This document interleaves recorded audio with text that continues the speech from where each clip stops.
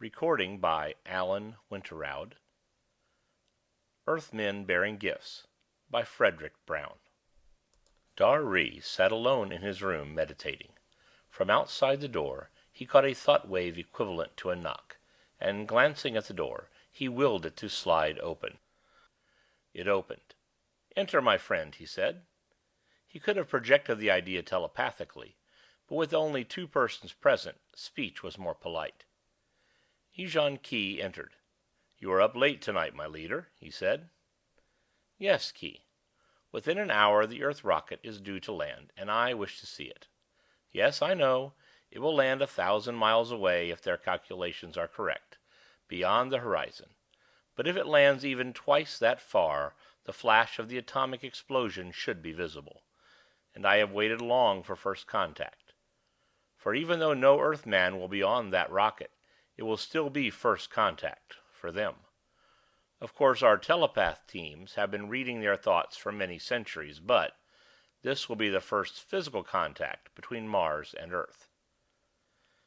Key made himself comfortable on one of the low chairs.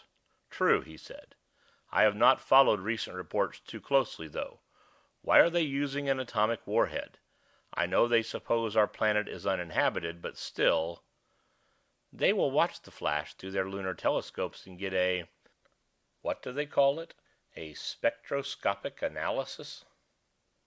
That will tell them more than they know now, or think they know, much of it is erroneous, about the atmosphere of our planet and the composition of its surface. Call it a sighting shot, Key. They'll be here in person within a few oppositions, and then—" Mars was holding out, waiting for Earth to come. What was left of Mars, that is.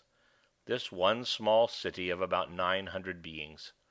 The civilization of Mars was older than that of Earth, but it was a dying one. This was what remained of it. One city, 900 people. They were waiting for Earth to make contact, for a selfish reason and for an unselfish one. Martian civilization had developed in a quite different direction from that of Earth. It had developed no important knowledge of the physical sciences, no technology. But it had developed social sciences to the point where there had not been a single crime, let alone a war, on Mars for 50,000 years. And it had developed fully the parapsychological sciences of the mind, which Earth was just beginning to discover. Mars could teach Earth much. How to avoid crime and war to begin with. Beyond those simple things lay telepathy, telekinesis, empathy. And Earth would, Mars hoped, teach them something even more valuable to Mars. How, by science and technology, which it was too late for Mars to develop now, even if they had the type of minds which would enable them to develop these things, to restore and rehabilitate a dying planet, so that an otherwise dying race might live and multiply again. Each planet would gain greatly, and neither would lose. And tonight was the night when Earth would make its first sighting shot. Its next shot, a rocket containing Earthmen, or at least an Earthman, would be at the next opposition, 2 Earth years, or roughly 4 Martian years hence. The Martians knew this because their teams of telepaths were able to catch at least some of the thoughts of Earthmen, enough to know their plans. Unfortunately, at that distance, the connection was one way. Mars could not ask Earth to hurry its program, or tell Earth scientists the facts about Mars' composition and atmosphere, which would have made this preliminary shot unnecessary. Tonight, the leader, as nearly as the Martian word can be translated, and Key, his administrative assistant and closest friend, sat and meditated together until the time was near. Then they drank a toast to the future, in a beverage based on menthol, which had the same effect on Martians as alcohol on Earthmen, and climbed to the roof of the building in which they had been sitting. They watched towards the north, where the rocket should land. The stars shone brilliantly and unwinkingly through the atmosphere. In Observatory No. 1, on Earth's moon, Raj Everett, his eye at the eyepiece of the spotterscope, said triumphantly, "Thar she blew, Willie.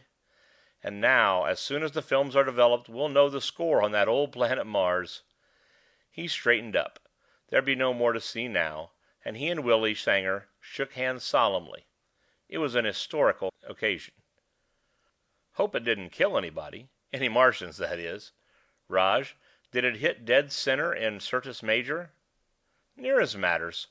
I'd say it was maybe 1,000 miles off to the south, and that's damn close on a 50 million mile shot. Willie, do you really think there are any Martians?" Willie thought a second and then said, "No." He was right. End of Earthmen Bearing Gifts by Fredric Brown. Recording by Alan Winterowd. boomcoach.blogspot.com